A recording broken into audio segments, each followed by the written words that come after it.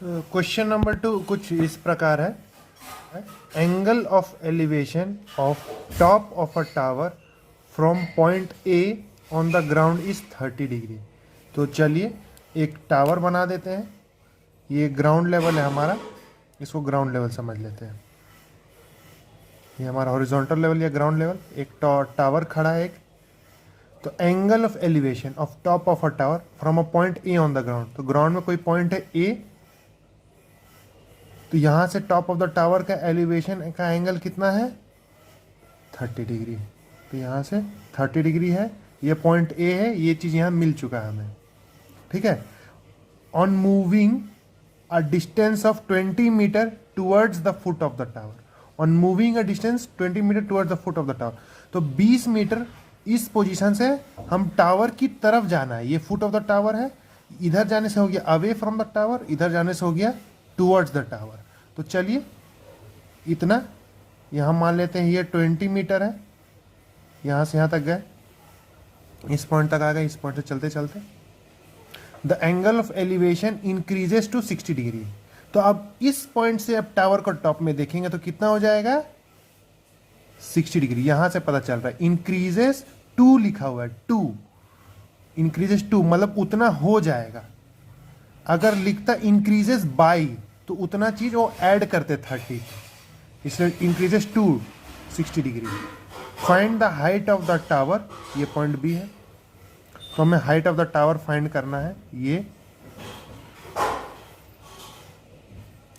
And the distance of tower from point A, यानी ये distance of tower from point A, यानी ये distance हमें फाइंड करना है। इसको डी मान लेते हैं। ठीक है, तो हमें ये दोनों फाइंड करना है, तो इसको ए बी सी, ये डी ले लीजिए, ये 90 डिग्री हो गया क्योंकि टावर तो ग्राउंड पे परपेंडिकुलर बनाता है। तो सबसे पहले हम लोगों के लिए बनाना ये रहेगा, इसको हम लोग ले लेते हैं एक्स क्योंकि अननोन है, एक्स मीटर। अब तो इस छोटे ट्रायंगल को लेते हैं, है ना, in triangle B C D क्या है हमारे पास, हमारे पास ये छोटा सा ट्रायंगल है ना, ये वाला, ये है 60 डिग्री, ये है एक्स, ये है एच, है ना, ये है सी, ये बी और ये है डी, ये इतना है। तो हमें देखिए परपेंडिकुलर और बेस का रिलेशनशिप है, अननोन है तो उसी से एक रिलेशन बना लेते हैं। परपेंडिकुलर बाय बेस tan का रिलेशन में आता है, तो tan 60 equal to perpendicular by base यानी C D by B C. C D के बराबर है h और बी सी के बराबर है x। tan 60 का वैल्यू होता है √3 टेबल से h बाई x। तो हमें निकालना था h, हाइट निकालना था, तो हाइट हो गया क्या √3 x मीटर। ठीक है, ये रहा अभी हमारा इक्वेशन 1। तो ये h का वैल्यू जो है हमें चाहिए था वो मिल गया, लेकिन ये अननोन है। अब फिर से क्या करेंगे, हम इस ट्रायंगल से भी h का वैल्यू निकालेंगे और दोनों को इक्वेट करेंगे। मैं दिखाता हूं आपको। इन ट्रायंगल, अब बड़े वाले ट्रायंगल को लेंगे ए डी सी, ठीक है, इसमें a है ये 30 डिग्री, ये है c और ये है d, ये है टोटल 20 प्लस x, है ना, क्योंकि यहां से यहां तक है 20, सॉरी ये देखिए यहां से यहां तक है 20, यहां से यहां तक है x, तो यहां से यहां तक पूरा कितना हुआ 20 प्लस x, इसलिए 20 प्लस x, और ये तो h ही है हमारा। ठीक है, तो हम लोग बार बार tan इसलिए ले रहे हैं क्योंकि परपेंडिकुलर और बेस ही हमें दिया हुआ है। अगर कोई दूसरा दिया हुआ रहेगा तो हम उस रिलेशन का यूज करेंगे। अगर हमें परपेंडिकुलर और हाइपोटेनियस दिया रहेगा तो हम साइन यूज करेंगे, जो दिया रहेगा वही यूज करना है हमें। तो tan 30 डिग्री परपेंडिकुलर है यहाँ सी डी और बेस है ए सी। सी डी की जगह है h और ए सी की जगह है 20 प्लस x मीटर। tan 30 का value 1/√3 standard angle h by 20 plus x। अब ये हमारा ऊपर ही है, ये यहाँ चला जाएगा, तो h is equals to 20 plus x by √3 metre. इसको रैशनलाइज हम लोग लास्ट में कर लेंगे। तो इतना अभी देखिए हमारे पास एक और इक्वेशन आ गया। इधर देखिए, ये एक इक्वेशन आया एच का और ये इक्वेशन आया एच का, दोनों अलग अलग ट्रायंगल्स है। अब दोनों को इक्वेट कर देते हैं क्योंकि दोनों में तो सेम हाइट है ना, इसीलिए ये इक्वेशन 2 इक्वेटिंग 1 एंड 2, क्योंकि दोनों का LHS सेम है, यहां भी H है यहां भी H है, तो दोनों का RHS भी सेम होना चाहिए, ये तो लॉजिकल बात है। तो ये रहा √3x is equals to 20 plus x by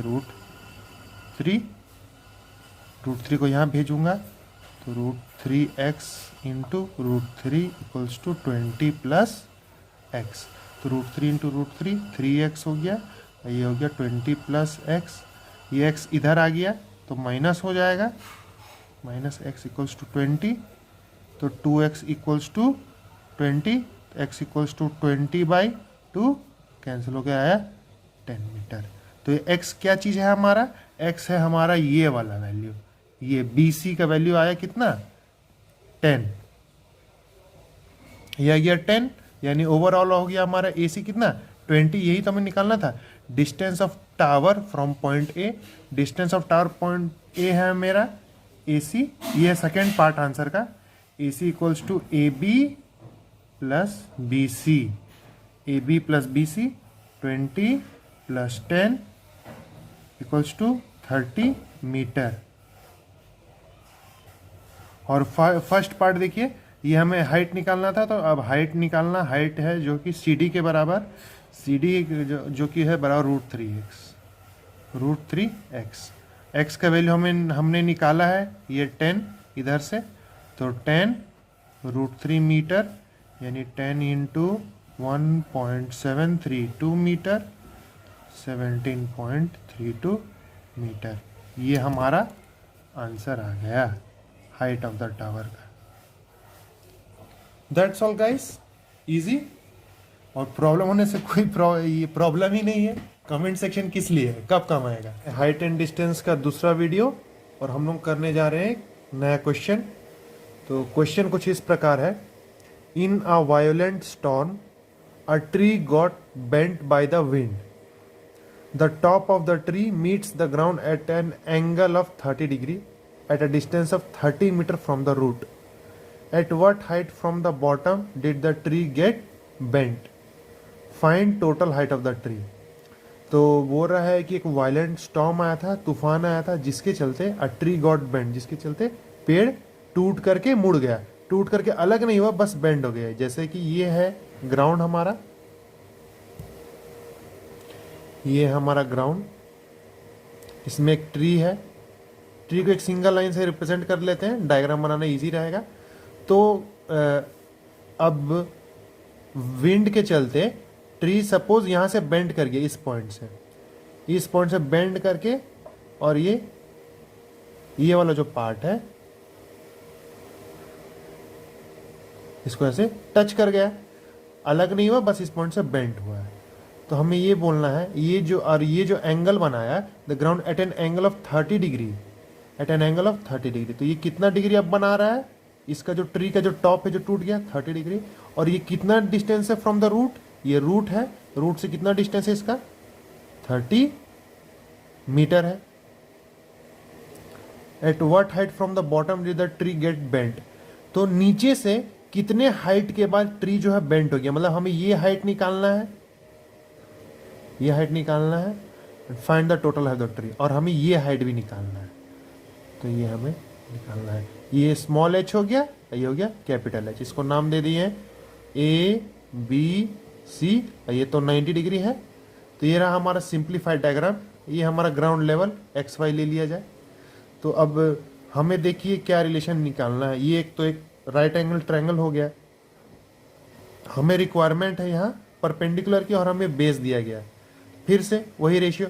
अगर हमें ये निकालना रहा था इसके द्वारा, तो हमें कॉस का यूज करते, क्योंकि बेस बाय हाइपोटेनियस, तो हम लोग इसमें तो tan का यूज करेंगे, क्योंकि हमें ये हाइट निकालना है। तो tan theta is equal to perpendicular by base, perpendicular है हमारा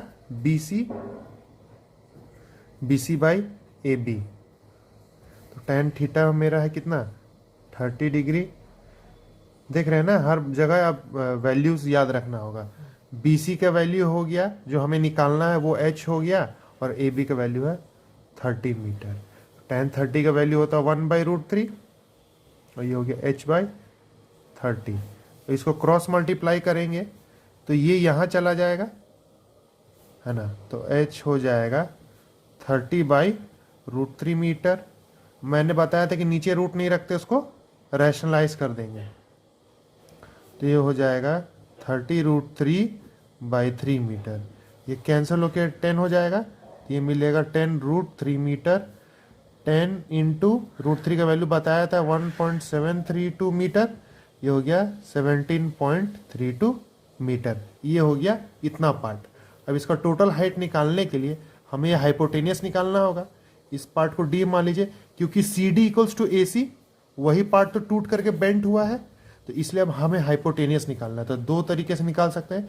अब आपको ये भी पता और ये भी पता है, तो पाइथागोरस थ्योरम से निकाल लीजिए, या फिर साइन के मदद से निकाल लीजिए, परपेंडिकुलर बाय हाइपोटेनियस, या कॉस के मदद से निकाल लीजिए। तो हम लोग कॉस के मदद से निकाल लेते हैं। Cos theta equals to base by hypotenuse AB/AC। AB है 30, AC नहीं पता है हमें। कॉस थीटा यहाँ मेरा है 30 degree, cos 30 degree equals to 30/AC। Cos 30 होता है √3/2, 30/AC। अब क्रॉस मल्टीप्लाई करेंगे, AC ऊपर चला जाएगा और बाकी ये दोनों इधर आ जाएंगे। AC इक्वल्स टू 30 यहीं रह गया, ये ऊपर था तो ये नीचे आ गया, और ये यहाँ नीचे था तो ये यहाँ ऊपर चला गया।